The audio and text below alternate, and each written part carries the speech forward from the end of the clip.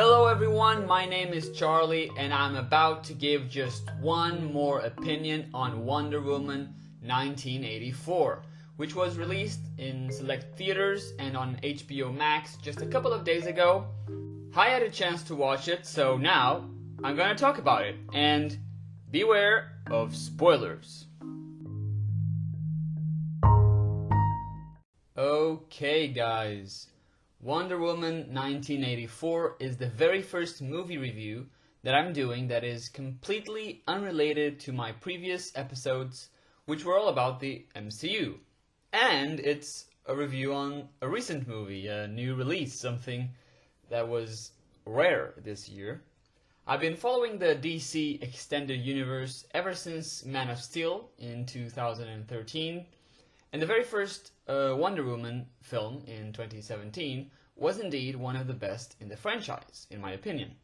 Gal Gadot was so charming as the hero, and she gave us a really cool performance as this innocent warrior, Diana Prince, and I was very excited to see what Diana was doing after the events of the first movie and before the events of Batman vs. Superman and Justice League, because this is another prequel to the majority of the DCEU installments. We explore Diana's life in 1984, hence the title of the film, duh, which is around 70 years after the first movie and about 30-something years before the events of Dawn of Justice.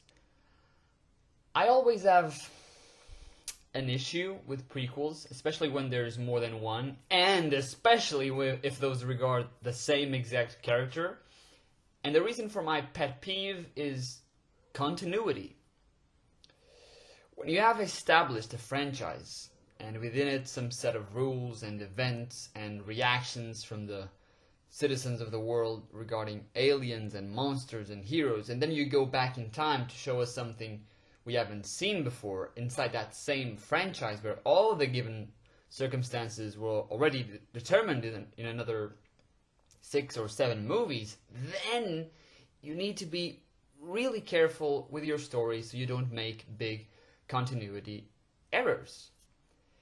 And unfortunately, that's what happened with this one. The big threat that appears at the end of the film was too much of an event to not be a topic of conversation in decades to come.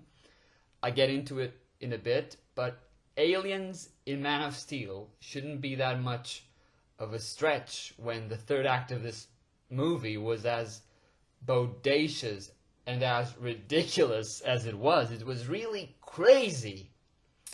The DCU executives or their creative team sometimes state that their projects are separate things. Sometimes they're all connected. They go back and forth quite a few times, and I think they need to pick a position fast, because I'm a huge supporter of logic, and every time a movie goes against logic, I get a bit tense, and I got tense a couple times during this 2.5 hour movie. The length was also frustrating, yes. Not because I dislike 150-minute films, but because Wonder Woman 84 felt like a slow burn. There's this 1 hour section where it's just setting up characters and later plot points with little action and few sequences where the story actually moves forward. Don't get me wrong, I think that spending time with our two antagonists was great. I love when the story doesn't forget about them and their motives, and I loathe two-dimensional backstories and villains. So, okay, after I kind of trash talked on some bits and pieces about this movie, let's talk antagonists, yeah? Because I do have some nice things to say in that area. Our main antagonist is played by Pedro Pascal, who some of you might recognize as the Mandalorian in Star Wars, or perhaps you've seen him on Game of Thrones. Here he plays Maxwell Lord, an enthusiastic businessman with big dreams but little to show. He has been lying to his supporters and investors, and he's somewhat neglecting his young son, Alistair, in his pursuit of power, status, and control. What was really interesting about Maxwell was how his backstory connected to this overarching objective and how that connected to his redemption moment in the end. In between those, there is an absence of a clear endgame plan, as the audience is left wondering, okay, you have X and you have Y, now what? What more do you want? But it's in Maxwell the person, not Maxwell the schemer, that his presence in the movie is actually very enticing. When he was a kid, he was the son of an abusive father. He lived in extreme poverty and was mocked by the other children. Throughout his whole life, he had big ambitions but could never set his plans into motion or become successful. He always seemed to fail, to be the loser that others thought he was. Even as an adult, some people saw him as a loser, called him a loser, but he never lost hope that one day he could prove them all wrong. And I think that this is a very layered motivation, an interesting baseline to explore, but you need to be very careful how you go about it. For the most part, Patty Jenkins, the director, did an incredible job at developing Maxwell Lord's arc, but there were some issues that I just cannot ignore. Like I said, when you reach the end and he starts this gigantic plan with insanely worldly proportions, some of what made his character appealing is immediately lost. He sees all the bad things that have resulted from his ambition, and he keeps on going on. In fact, there is no clarification as to what his final destination is. He just seems to be wanting more and more and more and more, and to me, that is really unfavorable and unfortunate, especially when there was no clear path towards this attitude adjustment. The other thing that bothered me a little bit involves the all-powerful artifact of the movie, an object made by a god, something that they call the Dreamstone. And my problem with it relates to its existence and creation. Diana says it was created by this god a long time ago, imbued with magic that could concede one wish but take away what is most precious for that person. But when this god is mentioned by name, when they discover who it was, it doesn't seem to matter all that much. We have this big mystery regarding the stone's maker. It's discovered after 1 hour, but it doesn't seem to be that relevant anyway. So, weird. But the thing that was really inconsistent about the stone, for me at least, was also the thing that was really appealing about it. This monkey paw mechanism. You get something in return for something else. And the three big switches that happen in the movie happen with our three main characters, I mean. And now, I'm sorry if I skip over some important plot points and scenes, and also character introductions, but I'll circle back in a bit. Don't worry about that. So, first of all, with Diana, her wish is to have Steve back. What it costs her is her powers. That makes enough sense. I mean, one could argue that her powers are not the thing most precious about her or to her, but actually her kindness, her humanity is. But I guess this trade needed to happen to create some very personal stakes, so I will allow it. With the character of Barbara Minerva, played by Kristen Wiig, her wish is to be like Diana, strong, cool, and attractive, but in the process, she loses her best quality, her humanity. And to me, this was the most logical, clever, and enticing trade that enabled this antagonist to actually have more depth than other characters that we could have almost compared her to. I'm talking about the likes of Syndrome in The Incredibles, the Riddler in Batman Forever, and Electro in The Amazing Spider-Man 2. But in this movie, Wonder Woman doesn't disrespect Barbara at all. She doesn't even ignore her. She's simply in the way. And their goals collide with one another because Barbara's objective is to keep her newfound powers and popularity.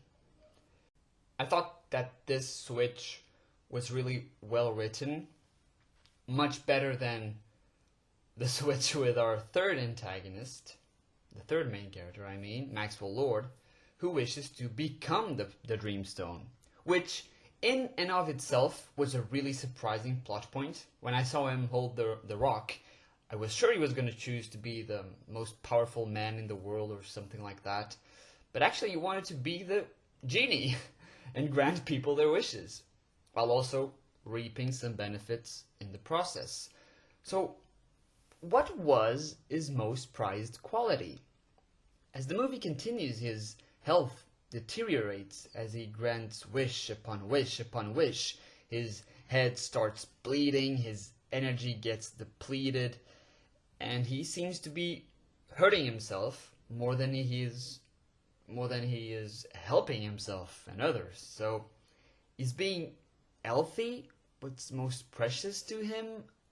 I don't know if that was really in line with his personality, with what we have seen him to be, so I was a bit confused with this particular switch. Another issue I have with this trading mechanism revolves around what is taken.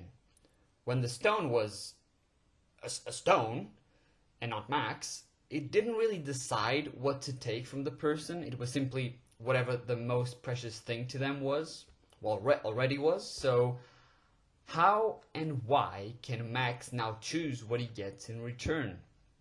This seems to be against the logic established with said Dreamstone, and sadly this movie is all over the place with its definition of what is logical. So I'll come back to this infuriating aspect of Wonder Woman 1984. But okay, let's dial back then and wrap up characters. Like I mentioned, we have Barbara Minerva as a secondary antagonist, but calling her that is really detrimental to her character because Barbara is just this shy, nerdy, and intelligent geologist, gemologist, lithologist, and cryptozoologist who is very much ignored or harassed by everyone except for Diana, who sees her as another human being.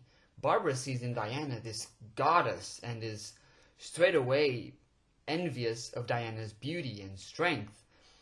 But she doesn't despise her new friend. Diana does nothing wrong to Barbara. In fact, Barbara actually helps Wonder Woman in the second act, just before she realizes that stopping Maxwell Lord would mean losing her newfound popularity and power. That's where her conflict lies. On top of that, the stone took her humanity away, and so she doesn't rationalize as she did, only seeing Diana as someone who is going to take away everything she has ever wished for her entire life. And I think that Minerva is really one of the best DCU characters we've had so far. Gives us a very great, witty, and quirky performance as Cheetah, which is Barbara's villain name. And the only bad thing I can think of regarding Barbara, aka Cheetah, is not even something she had any say in. It was actually something that Patty Jenkins chose to do, which was leave numerous feline-themed objects throughout the film. Shoes, coats, images, even an embalmed cheetah or a lynx, I don't know. I mean, what a joke. Too many references. I got a bit annoyed. Got a bit tense. But to finish with the characters, we had the return of Steve Trevor, who died in the first movie. The how he comes back relates to the Dreamstone, obviously. The why he comes back relates to Diana's 70-year-old obsession for this guy who she knew for some months. He was also the first man she had ever seen. You know, I'm all for romance, and sometimes I even cry during rom-coms, but 70 years later, still thinking about that same man, not being able to move on, I think that was a bit of a stretch, a bit irrational even. And I can't think of any other reason for this decision besides wanting Chris Pine to reprise his role. However, it was cool that Steve didn't come back in his actual body. It was some other person, but with Steve's mind and soul and memories. We only saw Pine because Diana saw him like that. That was alright. It's even a bit amusing to bring him back to a time period where he doesn't really fit in, making him kind of a fish out of water, when in the first Wonder Woman movie, Diana was the fish out of water, and still Steve helped her navigate through the strange new world that was London. Okay, you're playing with opposites. That's cool as well. Not too entertaining, but I can definitely appreciate it. But when you bring someone back from the dead, when you don't give them any actual character arc and justify it with Diana hasn't stopped thinking about him since the Great War, then I have an issue with it. You can't really process it in a way that makes a lot of sense.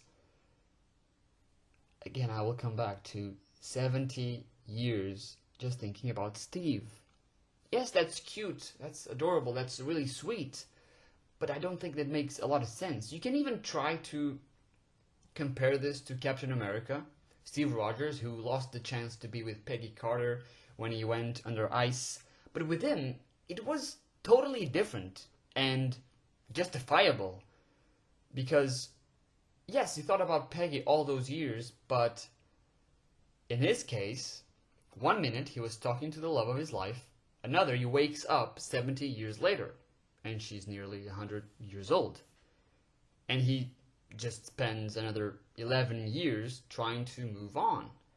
When given the chance to be with her, yes, he takes it, but 11 years is very different than 70 years. Just try and prove me wrong. So yes, I don't think that Diana would have been feeling that way about Steve for decades and decades. I think that was somewhat unconvincing. Yeah, unconvincing is really the word. Also, still regarding Steve Trevor, there was this illogical plot point about him being able to easily pilot an 80s plane, even though the technology had changed dramatically since the 1910s. You don't have the luxury for more errors when you've already been playing with magical wishing devices and when you disregard some basic laws of physics in the first action sequence. I'm sorry, but you just don't have that luxury to be literally fighting logic. I know I'm nitpicking, I know, but I can't help myself. When I see an illogical situation going on, I can't ignore it. Sometimes I wish I could. No, I don't. Anyway, moving on. One of the best aspects of the film, something that is really on point and pretty well written, are the stakes. When Diana realizes that in order to stop Maxwell Lord, she would need to destroy the stone and thus revert back on her wish, she faces a huge dilemma. Because, again, all she ever thought about was having Steve back. And if she chooses to renounce her wish, then he would be gone in an instant again, but her powers would come back. She would be strong enough to stop Max's plans. That's what happens. It's really sad and a bit emotional, but that's what she chooses to do. She renounces her wish, and she has her powers back, and okay, I need to do just one more quick side note. I would argue that there is another lack of logic here, because if you need to be in contact with the stone to get your wish, how come you don't need to touch it to renounce said wish? apparently you can be anywhere, really, and just whisper it to the air. I don't know how that makes sense. It seems to be once more against that set rules. But I guess that's not how most of it goes in Wonder Woman 84. So, okay, let's go back to the positives. Diana's stakes are really high. She struggled between love and mankind. And it's a really common cinematic circumstance, but it always works because it is human, it is relatable, choosing between this warm, happy feeling and something that at the time is more important or urgent.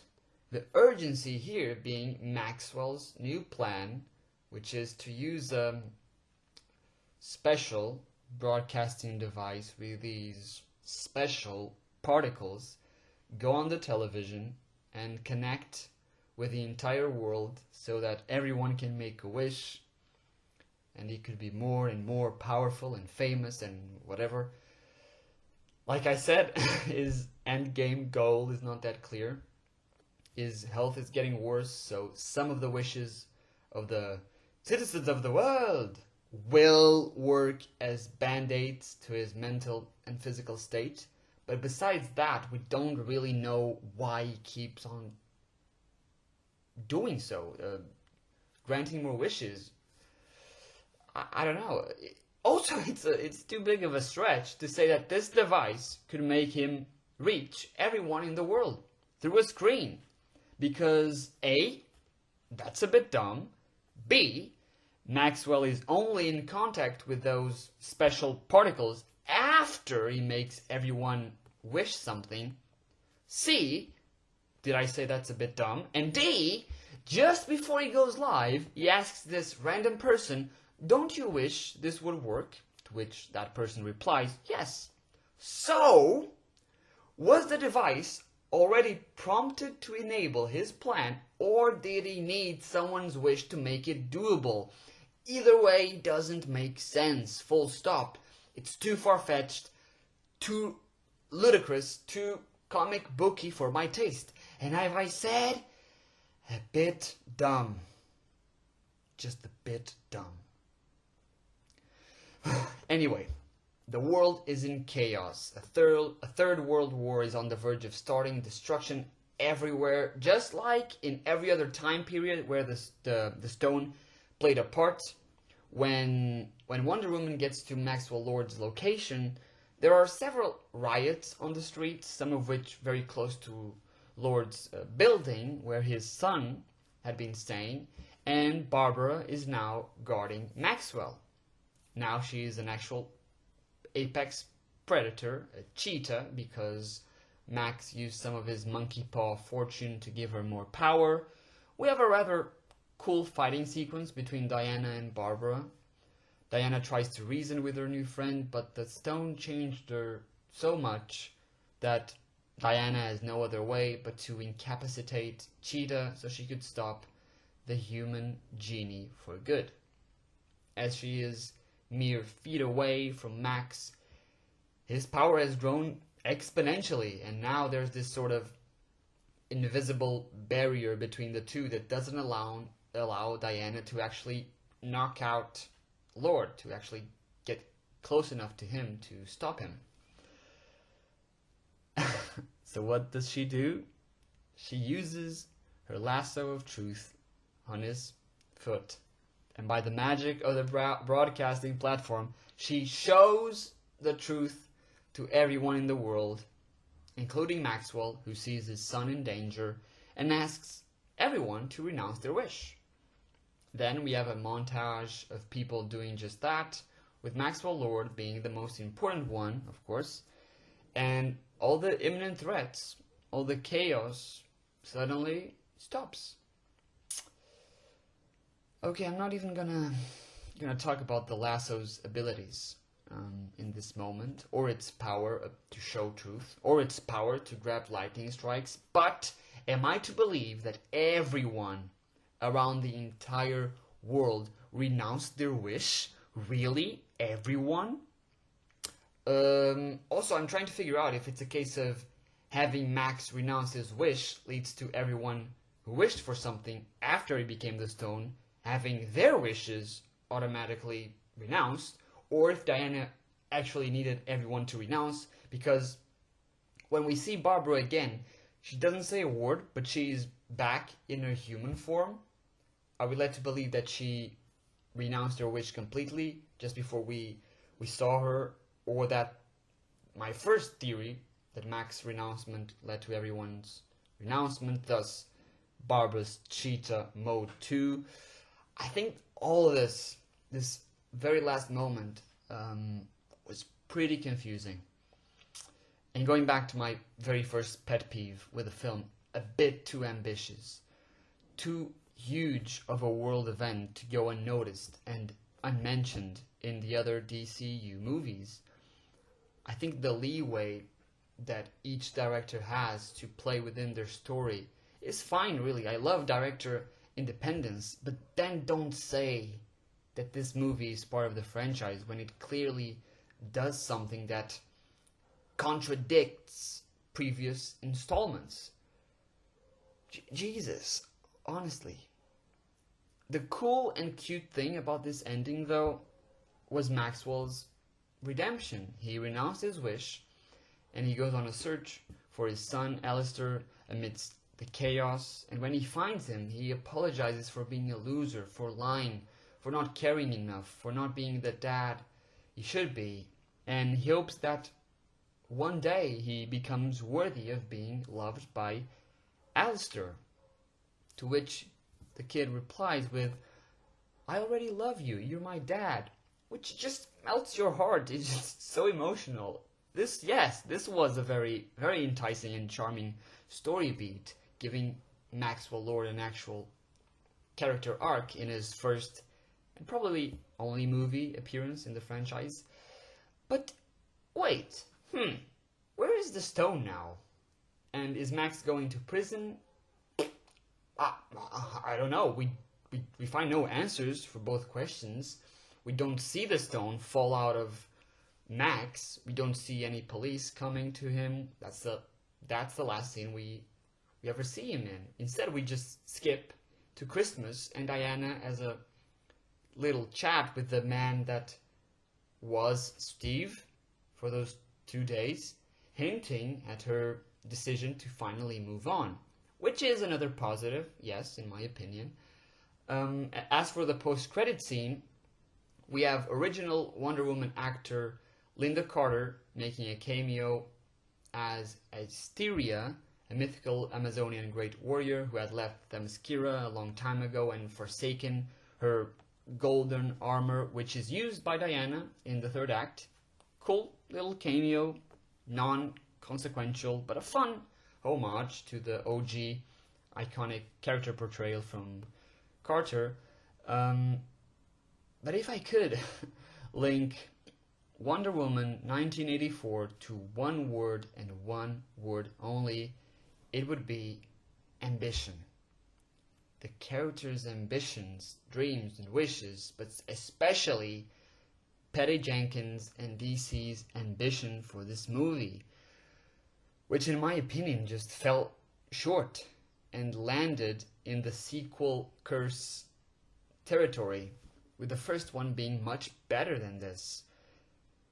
Still, this one felt vibrant, much more vibrant, with the 80s themes being pushed to the limit, some campy and corny action scenes, which I don't fully enjoy but can appreciate for their tribute to that colorful, pulsating era.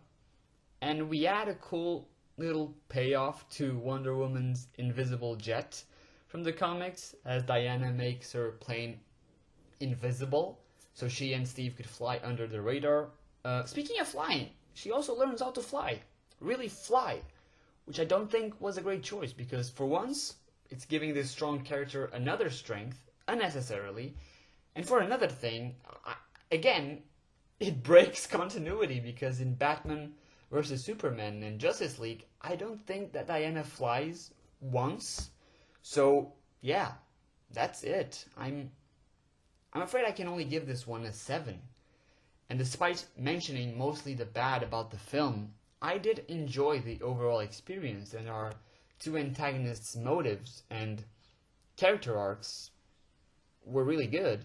But when you screw up the logic you've established, I cannot avoid talking about it. Nevertheless, this is not one of the worst movies of the DCU. No sir, not by a long shot. But I'm afraid it's also not one of the best. It should be right there in the middle.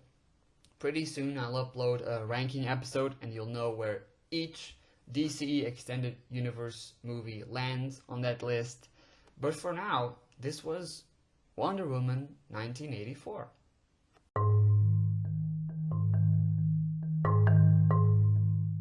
And that's it, guys. Wonder Woman 1984 reviewed. I hope you didn't find my opinion too harsh.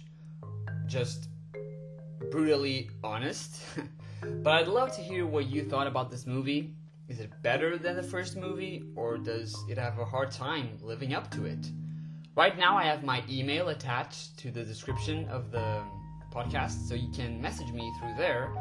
But pretty soon I'll open up some social media accounts to be able to connect with more people and make it easier to start respectful, fun conversations on our favorite movies, TV shows, and games.